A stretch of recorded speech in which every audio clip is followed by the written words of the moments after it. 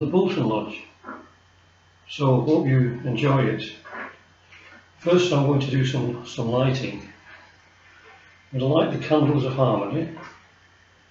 And this represents the divinity we all have within our hearts, the divine flame within our hearts. So imagine that. In the Bhagavad Gita it says the mind must become like a candle flame in a spot free from wind. So keep both in mind and keep harmonious. Usually I have one, but I'm going to light a few. 3. Sacred 3. Power of 3.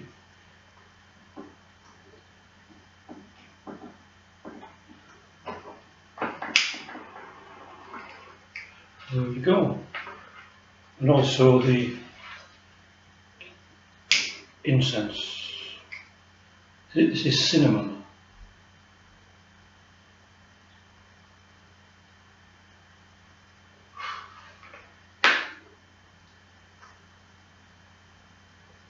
And this is a symbol of the sacred Om.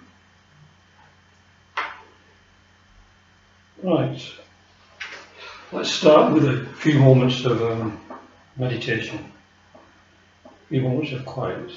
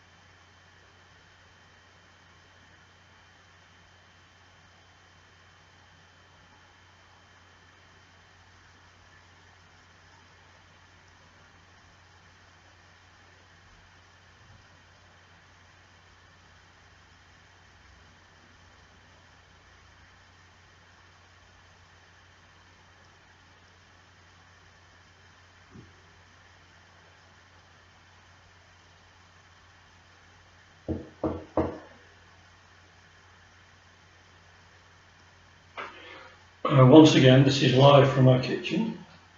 It's a bit brighter today. It was very rainy this morning. So this particular talk is called Into the Great Silence. Silence is very important. And the title of this talk I got from a documentary film about Carthusian monks living in a monastery in the French Alps. It was about 3 hours long and had no dialogue, obviously, just showing the daily lives of the monks in comparative silence, apart from, of course, the chanting, if you can use such an expression. But it is very hard to find complete silence in this world. When I go to Manchester, most times, Manchester in England, I will visit the cathedral. Once you are in there and close the door, it's almost like stepping back into the Middle Ages, going back 400 years. The sound of the outside is shut out by the thick doors and walls, and one can find this relative silence there, or at least a profound quiet, which is always therapeutic to me, and I'm sure to most other people too. So when I was preparing this talk, I did what most of us do nowadays, looked on the internet to see what was said about the subject. I looked on the old faithful Wikipedia and was quite impressed with what was written there. So I will start off by quoting something from that, and then we'll look at what various mystics have written concerning silence. Then I'll stick my neck out and give a few of my own observances and experiences, perhaps. So this is what is said in the Wikipedia.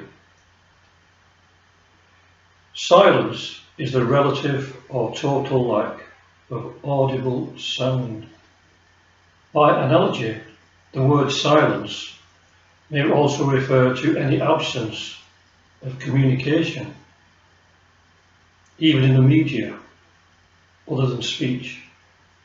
Silence is also used as total communication in reference to non-verbal communication and spiritual connection. Silence in spirituality is often used as a metaphor for inner stillness. A silent mind, free from the onslaught of thoughts and thought patterns, is both a goal and an important step in spiritual development. Such inner silence is not about the absence of sound. Instead, it is understood to bring one in contact with the divine, the ultimate reality, or one's own true self, one's divine nature. Many religions and religious traditions imply the importance of being quiet and still in mind and spirit for transformative and integral spiritual growth to occur. In Christianity, there is the silence of contemplative prayer, such as centering prayer and Christian meditation. In Islam, there are the wisdom writings of the Sufis, who insist on the importance of finding the silence within. In Buddhism, the descriptions of silence and allowing the mind to become silent are implied as a feature of spiritual enlightenment. In Hinduism, including the teachings of Advaita Vedanta and the many paths of yoga, teachers insist on the importance of silence, mauna, for inner growth. Pirkei Avot, the Jewish sage's guide for living, states that tradition is a safe fence to Torah, tithing a safety fence to wealth, vows a safety fence for abstinence, a safety fence for wisdom, and this is silence. In some traditions of Quakerism, silence is an actual part of worship services and a time to allow the divine to speak in the heart and mind. Eckhart Tolle says that silence can be seen either as the absence of noise or as the space in which sound exists, just as inner stillness can be seen as the absence of thought, or the space in which thoughts are perceived. Now, in modern society, we seem to be almost afraid of silence. So we fill up any silences with small talk, usually nowadays on mobile phones, or we listen to music on MP3 players, or CDs, or whatever else, or watch TV. But we are uncomfortable with silence, perhaps, because it almost forces us to take stock of ourselves and our lives, to come face to face with ourselves, or our original face, as the Zen mystics might say. If I'd come to give this talk today and sat here for 30 minutes in complete silence, everyone would be very uncomfortable with that. We do feel the need to fill our ears, eyes, nose, mouth and mind with noise. I think even on a deeper level we fill our minds with concepts of a spiritual nature, which also help to shut us off from this silence, our true being. Because the whole of reality of the spiritual path is about being and not just accumulating facts and ideas. Even this accumulation is just noise in the end. Bodhidharma, the great Buddhist sage, says that the intellect can poison the soul in the end if it is taken too far. Maybe also people equate silence with death, a taboo subject in modern society. So they have shut out that inevitable stage of our journey with noise. Some time ago I read about Apollonius of Tyana, who was a follower of Pythagoras and his school, and as part of his training remained silent for 5 years. He didn't go into the mountains somewhere or into the desert, but remained in the city, where if he needed to communicate, he would just use gestures or written notes. But imagine that, 5 years voluntarily. How many of us can even maintain silence for 5 minutes sometimes? And 5 days would really be a trial and a test. The composer John Cage once created a composition which was just over 4.5 minutes of silence, which was very controversial at the time. But he was probably just trying to get a point across that all music arises in silence and returns to it. And it is the silence between the notes that helps to make the music. Without them, we would just have a constant sound, which will be incomprehensible as music. John Cage did study Zen Buddhism for a while, and this influenced his work, as he used silence quite a lot in many of his other compositions. In the same way, the silence between the breaths or during the recitation of a mantra can be seen as the ultimate reality. So probably this aversion to silence is much more of a Western trait. In the East, particularly in China and Japan, in poetry, silence is of more value than the words, and in their paintings, space of more value than the actual forms within the painting. Again, the concept of silence plays a big part. In India, it is said that Krishna is born in the dead of night, which means that a spiritual self manifests itself when the mind is tranquil and silent. Also, there is the concept of the living midnight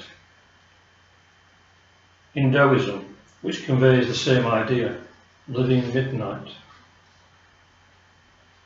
Now, in Theosophy, we all know of The Voice of the Silence by H.P. Blavatsky, a poetic and beautiful work translated by H.P. Blavatsky, which mentions nada, the soundless sound, and tells us that when to himself its form appears unreal, as do on waking all the forms he sees in dreams, when he has ceased to hear the many, he may discern the one, the inner sound which kills the outer.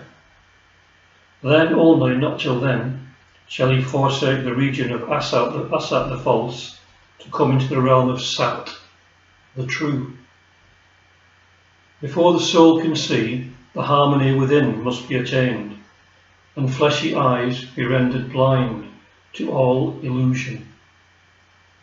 Before the soul can hear, the image, man, has to become as deaf to roarings as to whispers, to cries of bellowing elephants as to the silvery buzzing of the golden firefly.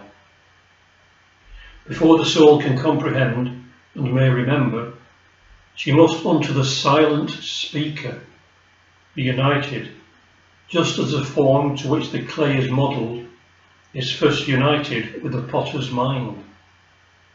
For then the soul will hear and will remember, and then to the inner ear will speak the voice of the silence. Mystics of all traditions have realised the value of silence in their meditations, and the fact that when we reach a physical and mental stillness of being, something does indeed speak to us deep within, and conveys to us ideas that cannot really be expressed in words, though many try with varying success. In many cases, these insights are translated into the vernacular of the mystic's own religion and creates even more division and misunderstanding.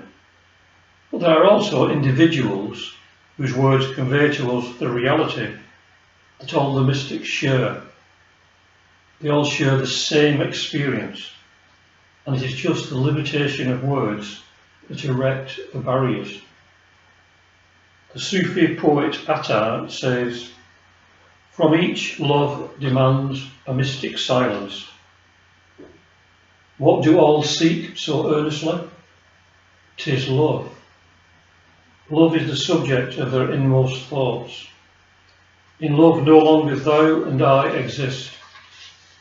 Self has passed away in the beloved. Now will I draw aside the veil from love, and in the temple of mine inmost soul behold the friend, incomparable love. He who would know the secret of both worlds will find that secret of them. The secret of them both is love." So love is something that most mystics find when they enter this silence. But it is a much deeper experience of love than the one that filters through into our daily lives. It is profound and moving when contemplated by the mystic, who struggles to express it in poetry and words or music or teachings. H.P. Blavatsky, although she was adapting the ancient wisdom for the consumption of matter-of-fact Victorian intellectuals, also had these intimations, as many of her letters and writings show. And in the preface to The Voice of the Silence, she writes, "The Book of the Golden Precepts, some of which are pre-Buddhistic, while others belong to a later date, contains about 90 distinct little treatises. Of these I learnt 39 by heart years ago. To translate the rest, I should have to resort to notes scattered among a too large number of papers and memoranda collected for the last 20 years and never put in order. To make of it by any means an easy task. Nor could they be all translated and given to a world too selfish and too much attached to objects of sense to be in any way prepared to receive such exalted ethics in the right spirit. For unless a man perseveres seriously in the pursuit of self-knowledge, he will never lend a willing ear to advice of this nature." And yet such ethics fill volumes upon volumes in Eastern literature, especially in the Upanishads. "Kill out all desire of life," says Krishna to Arjuna. "That desire lingers only in the body, the vehicle of the embodied self, not in the self, capital S, capital E, capital L, capital F, which is the divine self, which is eternal, indestructible, which kills not, nor is it killed." That's from the Katha Upanishad. "Kill out sensation," teaches Sutta Nipata. "Look alike on pleasure and pain, gain and loss, victory and defeat. Again, seek shelter in the eternal alone. Destroy the sense of separateness," repeats Krishna under every form. "The mind, manas as we call it in Theosophy, which follows the rambling senses, makes the soul, buddhi, as helpless as the boat which the wind leads astray upon the waters." That's from the Bhagavad Gita 2, verse 7. "Therefore it has been thought better to make a judicious selection only from those treatises which will best suit the few real mystics in the Theosophical Society, which are sure to answer their needs. It is only these who will appreciate these words of Krishna Christos, the higher self. Sages do not grieve for the living nor the dead. Never did I not exist, nor you, nor these rulers of men. Nor will any one of us ever hereafter cease to be."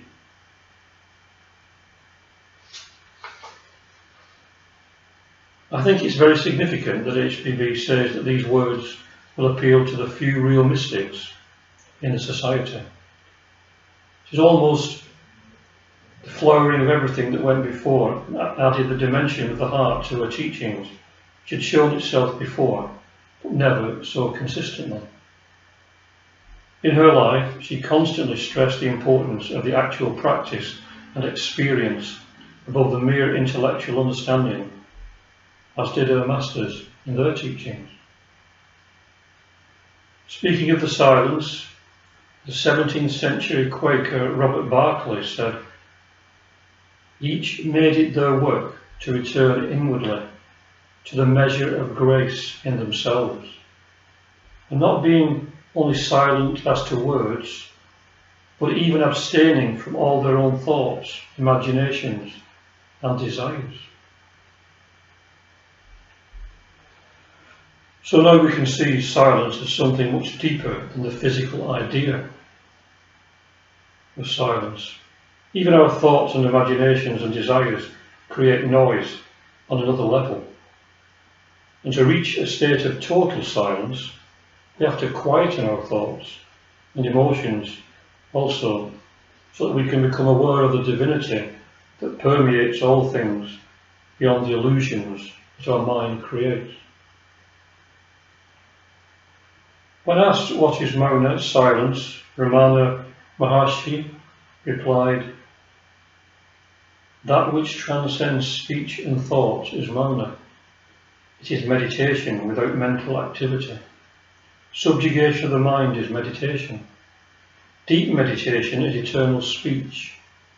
Silence is ever speaking, like the voice of the silence, of course, that I've mentioned before. It is the perennial flow of language. It is interrupted by speaking.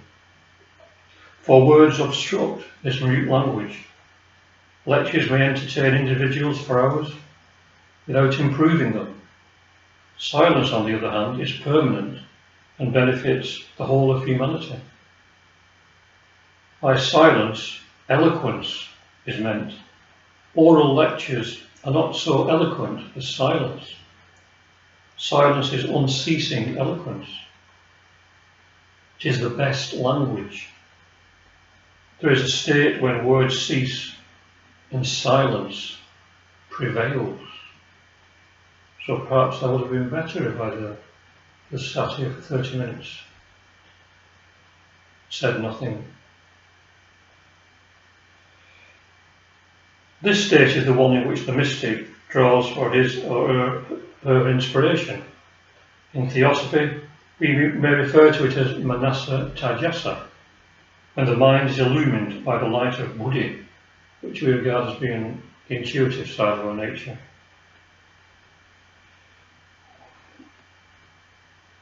The realm of words and conditioned thoughts is transcended so that we enter a silence, or what appears to be a silence to our lower mind and our senses, but may indeed be something very different to the one who has reached that state.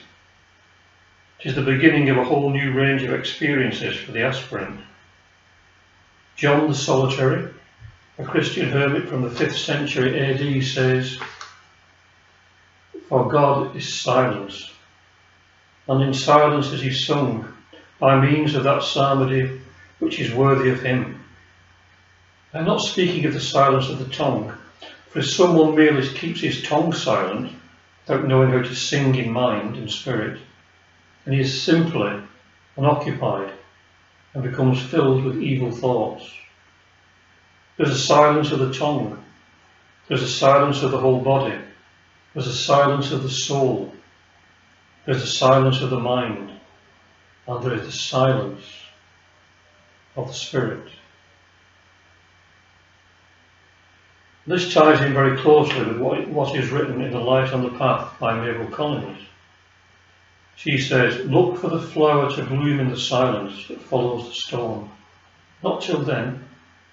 It shall grow, it will shoot up, it will make branches and leaves and form buds, while the storm continues, while the battle lasts. But not till the whole personality of the man is dissolved and melted, not until it is held by the divine fragment which has created it as a mere subject for grave experiment and experience, not until the whole nature has yielded and become subject unto its higher self, can the bloom open. Then will come a calm such as comes in a tropical country after the heavy rain, when nature works so swiftly that one may see her action. Such a calm will come to the harassed spirit, and in the deep silence the mysterious event will occur which will prove that the way has been found. Call it by what name you will. It is a voice that speaks where there is none to speak. It is a messenger that comes, a messenger without form or substance. Or it is the flower of the soul that is opened. It cannot be described by any metaphor. It can be felt after, looked for and desired, even amid the raging of the storm. The silence may last a moment of time, or it may last 1,000 years. But it will end. Yet you will carry its strength with you. Again and again the battle must be fought and won. It is only for an interval that nature can be still. In the Tao Te Ching it says, look at it, it cannot be seen. Listen to it, it cannot be heard. Use it, it cannot be exhausted. Look at it, it cannot be seen. Listen to it, it cannot be heard. Use it, it cannot be exhausted. So now we can see a little clearer what is meant by the living midnight, or Krishna is born at the dead of night. What we draw on this side of the silence is always exhausted, because we are in the realm of the manifested universe, where all follows the processes of birth, maturity, old age and death. But when we enter the silence, we draw upon something that is never exhausted. We drink from the fount of immortality. We live at the source and enter a whole new realm of experience. In a way, the whole concept of silence disappears, as it says in the second stanza in the Secret Doctrine. It says, where was silence? Were the ears to sense it? No, there was neither silence nor sound, naught save ceaseless eternal breath, which knows itself not. Silence then is this concept, in this context is a concept that we use to describe something that is beyond the range of perception of our six senses, sight, sound, taste, touch, smell, and the lower mind, and also our emotions. It is a returning to our natural state of being, which we feverishly try to shut out by talking, thinking, reading, and many other practices that do not bring us into this silence. Works like the Bhagavad Gita and Ashtavakra Gita speak of transcending the realm of thought and forgetting all that we know with the conditioned mind before we can begin to move on. H.P. Blavatsky also emphasised this in many of her writings. In the study notes compiled by one of her students, Robert Bowen, she says, "It is worse than useless going to those whom we imagine to be advanced students," she said, "and asking them to give us an interpretation of the secret doctrine. They cannot do it. If they try, all they give are cut and dried exoteric renderings, which do not remotely resemble the truth. To accept such interpretation means anchoring ourselves to fixed ideas, whereas truth lies beyond any ideas we can formulate or express." And she goes on to say that we should use the ideas given to us as pointers only. And speaking about the attitude of mind to be adopted when following true Gnana Yoga, she says, "This mode of thinking is what the Indians call Gnana Yoga. As one progresses in Gnana Yoga, one finds conceptions arising, which though one is conscious of them, one cannot express nor yet formulate into any sort of mental picture. As time goes on, these conceptions will form into mental pictures. This is a time to be on guard and refuse to be deluded with the idea that the new-found and wonderful picture must represent reality. It does not. As one works on, one finds the once admired picture growing dull and unsatisfying, and finally fading out or being thrown away. This is another danger point, because for the moment one is left in a void without any conception to support one. Because for the moment one is left in a void, and one may be tempted to revive the cast-off picture for want of a better one to cling to. The true student will, however, work on unconcerned, and presently further formless gleams come, which again in time give rise to a larger and more beautiful picture than the last. For the learner will now know that no picture will ever represent the truth. This last splendid picture will grow dull and fade like the others, and so the process goes on, until at last the mind and its pictures are transcended, and the learner enters and dwells in the world of no form, but of which all forms are narrowed reflections. All forms are narrowed reflections. So is it this realm of no form that many mystics enter when they have transcended all the images generated by the mind? Or is the silence they enter a relative one? I think that perhaps both statements are true, depending upon the calibre of the mystic.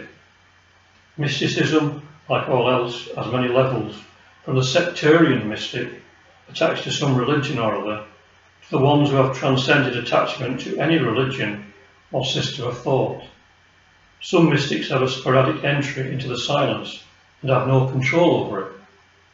Some have partial control, and some have full control, and can enter this state at will. This is why yogic systems have been developed to refine and control the mind, so that it is able to enter the silence and be aware of what is happening, and also have the ability to translate the experiences in the most effective way possible to their fellow human beings. But of course, what need is there to take any action? Only profound silence, that is all. What need is there to take any action? Only profound silence, that is all, says Kuo Isiang, a 13th century Taoist monk. Thomas Merton, from his Thoughts in Solitude: when I speak, it is a demand that others remain silent, so I alone may be heard. When I am silent, I hear my true self and reach my soul. When I am silent, I hear with a caring heart. Silence teaches us to know reality by respecting it where words have defiled it. If our life is poured out in useless words, we will never hear anything, because we have said everything before we had anything to say. So let's see how we can enter this silence and thereby understand a little more. Occasionally, when I'm in the midst of people in a city, I'm aware of this silence. It tells me that it is something beyond the physical noise that surrounds me. So this silence does not rely on quiet in a material sense. It is something much deeper that can be found whilst surrounded by seeming chaos. And we can draw on it, as the Tao Te Ching says, it is exhaustless. When we are seemingly so overwhelmed by noise. Obviously, it is easier to enter this silence when we are in beautiful, peaceful surroundings, as the physical noise side is almost eliminated, and this will help. But it is not essential, and the quality of the experience will be greater and more useful if it can be found in the midst of noise. And that is probably why Apollonius of Tyana chose to remain in the city as part of his initiation test. And with the level of those who have no control over it really, though I wouldn't even call myself a mystic, of course, but I believe that the touch of this silence can bring us dignity and an appreciation of the wonder and beauty of life beyond the physical chaos, and also insight into the transience of the life of the personal self and the immortality of spirit and the oneness of all things. The Victorian poet Ernest Dowson, and he was interesting because he lived from 1868 to 1900, and he was the one who brought the expressions, the days of wine and roses and gone with the wind, that came from his poetry. And he wrote, "They are not long, the days of wine and roses. Out of a misty dream, our path emerges for a while, then closes within a dream. They are not long, the days of wine and roses. Out of a misty dream, our path emerges for a while, then closes within a dream." Seen from a narrow view, this is quite true, but taking the wider picture, you can see that the path actually never ends, but emerges again from the dream to continue until the realm of dreams is transcended completely, as H.P. Blavatsky said in the previous quotation, entering the world of no form.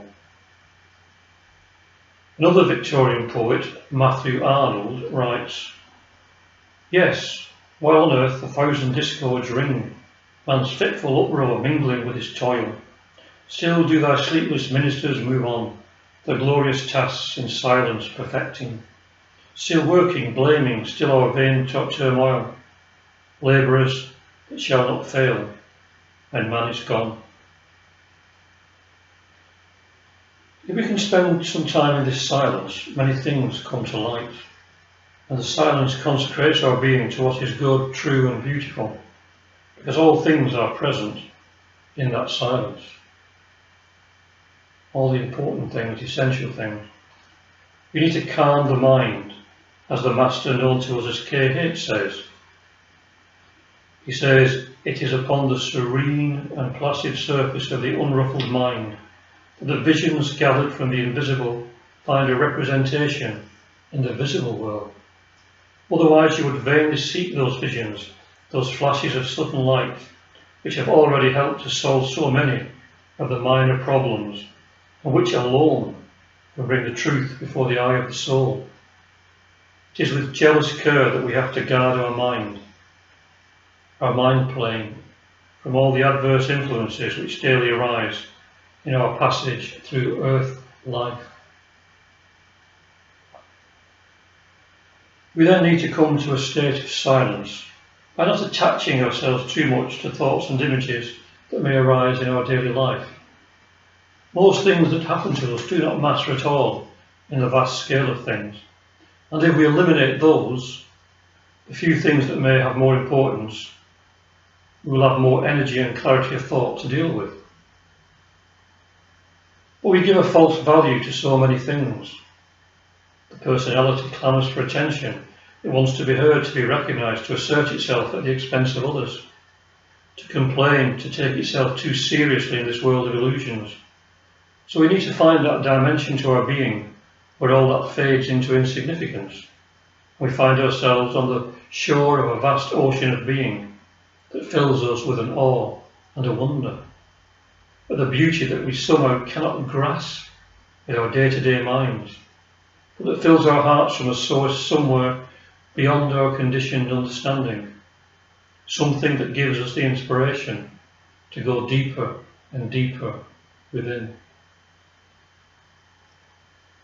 Now there's a teaching that I've come across in almost every tradition, and this is the one that says we will never understand until we forget everything that we have learned. This is because to enter the silence, all lower mind concepts and constructs have to go, otherwise we are not in the silence totally. We still have material sounds, no matter how refined, to hold us back. All things that go on in this world, all the teachings we cherish regarding spirituality, yoga, theosophy, etc., have their birth and death in the realm of concepts. They can't take us on that final step into the silence. We need to take that final leap of faith into the infinite ourselves. nor can we ever understand and love our fellow human beings using conceptualized views of what compassion and love are. There's something deeper than all of this, which we can never frame in thoughts and utter in words. A few years ago, I was reading a book in my room late at night. It was actually Lilith by my favourite author, a Victorian author I mentioned in my last talk, George MacDonald. This isn't one of my favourite book by him, but it's very good. And I was on the verge of falling asleep, and a voice spoke in my ear. Silence is in any words we utter without making a sound. Silence is any words we utter without making a sound. I thought this very odd. How can you utter without making a sound? So it became like a Zen koan to me. In time I began to get some kind of view of what it might mean. Is it not that for someone who has reached that state of silence but still lives in the world, that the words they utter in that world don't make any sound, in the sense that even their audible words are rooted in the silence and convey to us some of that state of being? This led me to think of a letter written to the Zen master Ikkyu by his mother on her deathbed. One sentence ran, "The Buddha preached for 49 years without saying a word." The Buddha preached for 49 years without saying a word. What he conveyed was beyond words, as he showed when he famously twirled a flower in his hand, and only his disciple Mahakasyapa understood and responded with just a smile. So he received the wordless transmission of the robe and bowl from Buddha and became the first Indian patriarch of Buddhism. Theosophical masters tell us that most, if not of all their teachings, are incommunicable until we have reached a certain level of being. So it's interesting that the Buddha, he spoke in words to the ordinary people, but he had this inner teaching that was incommunicable, that was beyond words. I read this somewhere that it says that all the Buddhist sutras are esoteric and exoteric, depending on how you read them and the reader.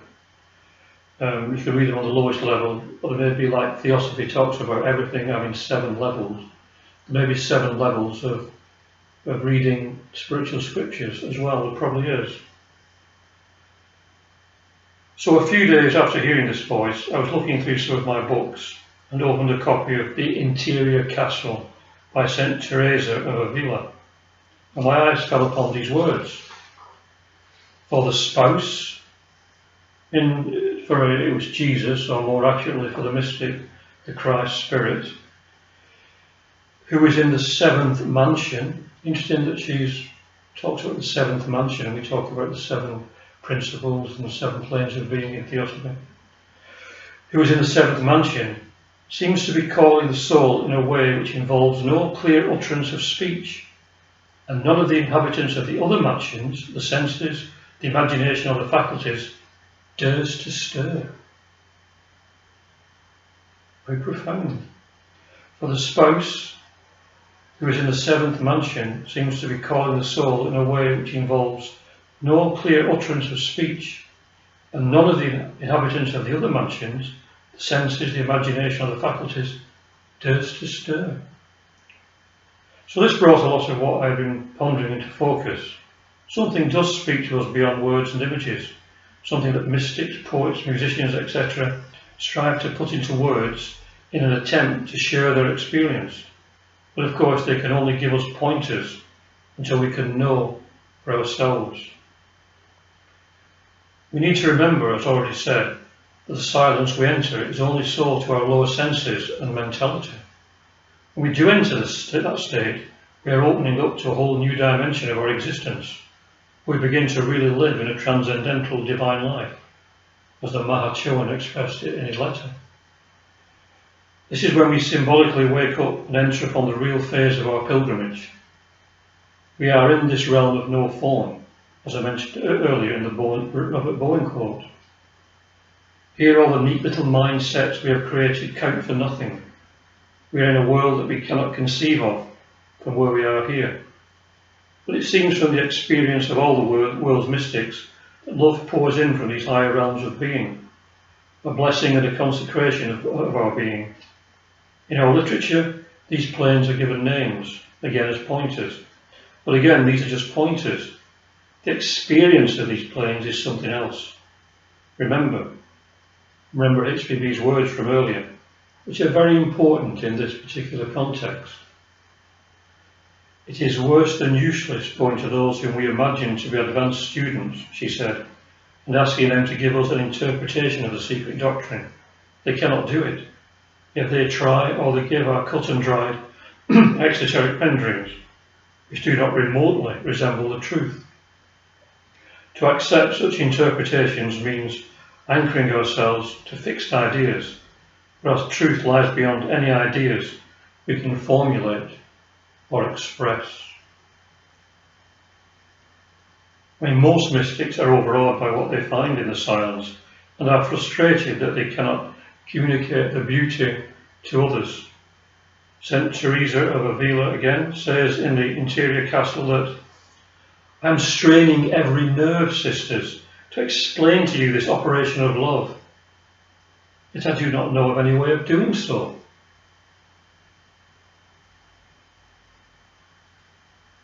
So the 7 mansions of the interior castle will make an interesting talk, actually. So there's this wonderful feeling of love and freedom and being truly alive that cannot really be shared with others. They can only be told of it, and the ways to reach it, but not everyone is a mystic at heart. Many prefer to take the more sedate path of study, which will also lead to the same place in the end, even if it takes much longer.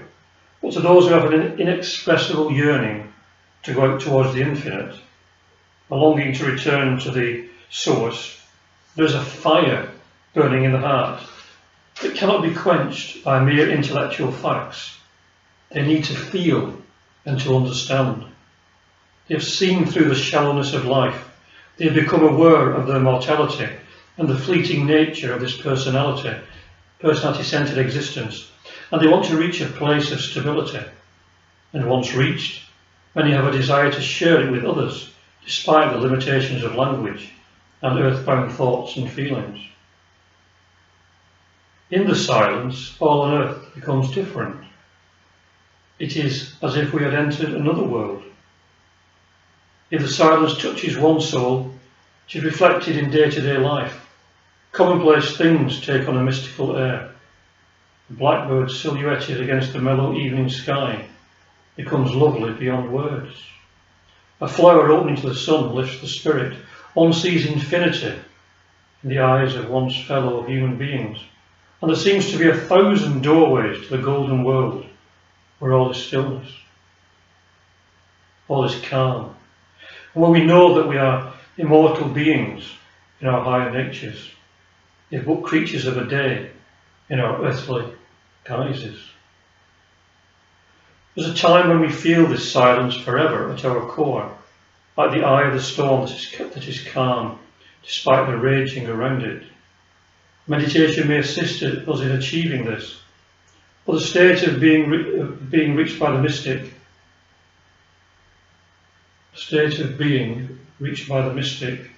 is much different than the one we feel in our meditations. It is not a quiet, soporific state of mind, but one of intense life, where we can begin to draw on something that cannot be exhausted, and whereas St. Teresa says, the senses, the imagination, or the faculties dare not stir, because they are tranquilized and harmonized by something deeper that takes control and becomes our Lord, our witness, our resting place, our asylum and our friend, and our unerring guide through this and future incarnations. So, just to recap a little and wind up, silence is certainly a blessing in this noisy society. At the most basic level, it gives us the space to take a stock of ourselves and to become aware of those feelings and thoughts that are lost in the rush of life. On deeper levels, it helps us to attune to those dimensions to our being that are beyond our rational thoughts and our rational feelings, and to intuitively take the path that our intellect can only speculate upon. This is the real value of silence that all the true mystics discover. Silence is only so to our limited senses and intellect, but when we succeed in stilling the mind and shutting out the noise of our inner and outer environments, we find that we can draw upon something that is exhaustless. To do this, we need not necessarily retreat away from the world, though it may help, of course, for periods of time. Mystics report that when one reaches this state, that an awareness of our oneness with all things manifests, as well as an accompanying love, which arises from a feeling of solidarity and an understanding of the deepest needs of all living things. HPB and the Theosophical Masters emphasize the practice of altruism constantly. It can't really be understood until we have this experiential awareness of soul solidarity, just as nothing in the world can be really understood until experienced. So the reality is that each one of us here needs to explore the silence for ourselves, to discover its mysteries, to have periods of silence, to listen to it. Odd though that may seem, to listen to silence. Stop the mental and physical rush for a while and be at peace so that we can really listen to what our true self is saying beyond the noise that the world throws at us constantly. When we can clear some of the non-essentials in our lives, there is room for what really matters to enter. We need not be in a physically quiet place to do so. We can be in the midst of a crowd, but we can still find that calm centre and listen to that still small voice that speaks to us constantly. Karen Armstrong, who was once a nun but now writes on spiritual matters, particularly regarding Islam and Christianity, says, "After a time, I found that I could almost listen to the silence, which had a dimension all of its own. I started to attend to its strange and beautiful texture, which of course it was impossible to express in words. I discovered that I felt at home and alive in the silence, which compelled me to enter my interior world and around there. Without the distraction of constant conversation, the words on the page began to speak directly to my inner self. They were no longer expressing ideas that were simply interesting intellectually, but were talking directly to my own yearning and perplexity."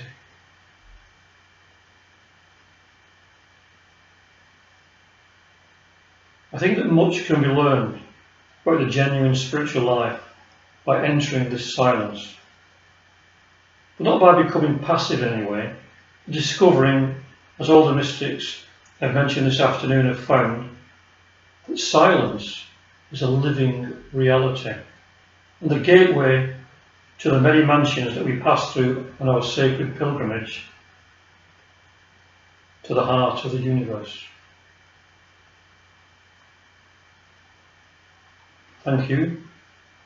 I'll have a few moments quiet. I neglected to bring my singing bowl today, probably next time. So a few moments of silence, to take in something that we've learned inwardly.